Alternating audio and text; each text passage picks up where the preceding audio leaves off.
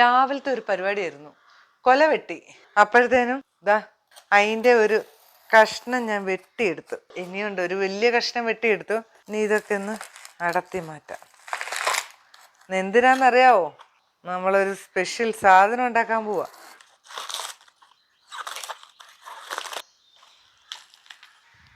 ആളെ കിട്ടി, കണ്ടോ? ഫ്രഷാ, രാവിലത്തെ വെട്ട. ഒരു കഷ്ണം മുറിച്ചിട്ട് ഒരു കറി ഉണ്ടാക്കി കാണിച്ചു തരാം. ഇന്നെന്താ നമ്മുടെ പരിപാടി എന്നല്ലേ? ഇന്ന് നമ്മുടെ ഇതാ വാഴയുടെ പിണ്ടി വെച്ചിട്ട് നമ്മളൊരു ഡിഷ് ഉണ്ടാക്കുവാണ്. ഇത് ശരിക്കും ഈ ചൂടുകാലത്തില്ലേ വെറുതെ കഴിക്കാം കേട്ടോ. നമ്മൾ ഇന്ന് ഉണ്ടാക്കുന്നത് ഇത് വേവിക്കാതെ പച്ചടി പോലെ ഒരു സംഭവമാണ്. ഈ സാധനം ഉണ്ടല്ലോ, ചോറ് കഴിക്കാതെ ഇത് മാത്രമായിട്ടും കഴിക്കാം. കഴിച്ച രണ്ടും നല്ല ഗുണമുള്ള സാധനമല്ലേ. കൊത്തി അരിഞ്ഞ് അരമണിക്കൂർ തൈരിനകത്ത് ഇടണം. അപ്പോൾ അതുകൊണ്ട് ആദ്യം തന്നെ നമുക്ക് ഈ പണി അങ്ങ് ചെയ്ത് കഴിഞ്ഞിട്ട് ബാക്കി ഇൻഗ്രീഡിയൻസ് ഒക്കെ എടുത്ത് വെക്കാവേ. അപ്പോഴത്തേനും നമുക്ക് അരമണിക്കൂർ ആവുകയും ചെയ്യും.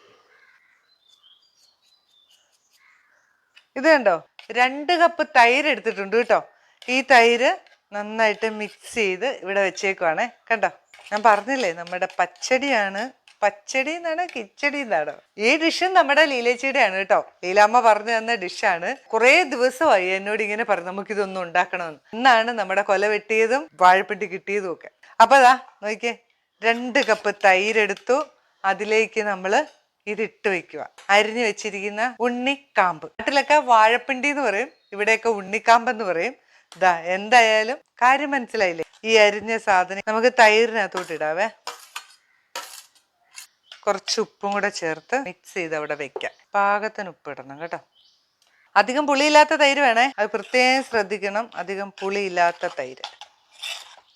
ഇങ്ങനെ ആക്കിയിട്ടില്ലേ അരമണിക്കൂർ മൂടി അവിടെ വെക്കണം കേട്ടോ.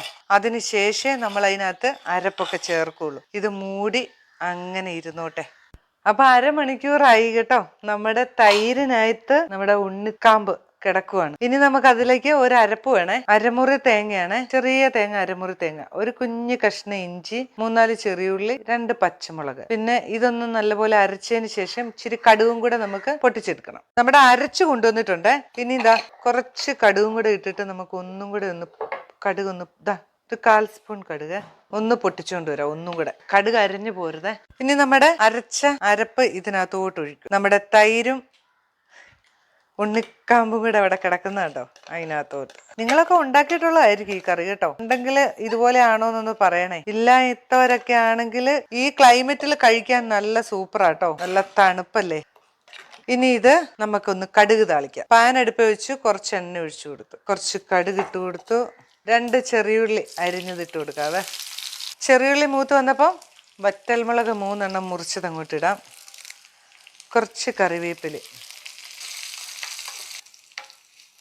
നമ്മുടെ കടുകും ചെറിയുള്ളിയും വറ്റൽമുളകും കറിവേപ്പിലയൊക്കെ മൂത്തിട്ടുണ്ട്. ഇനി നമ്മുടെ കറിയിലേക്ക് ഒഴിക്കാവേ. അങ്ങനെ നമ്മുടെ ഉണ്ണിക്കാമ്പ് പച്ചടി ഇവിടെ റെഡി ആയിട്ടുണ്ട്. എല്ലാവരും ഉണ്ടാക്കി നോക്കണം കേട്ടോ. ടേസ്റ്റ് നോക്കാം. നല്ല ഒരു പച്ചടിയാ കേട്ടോ.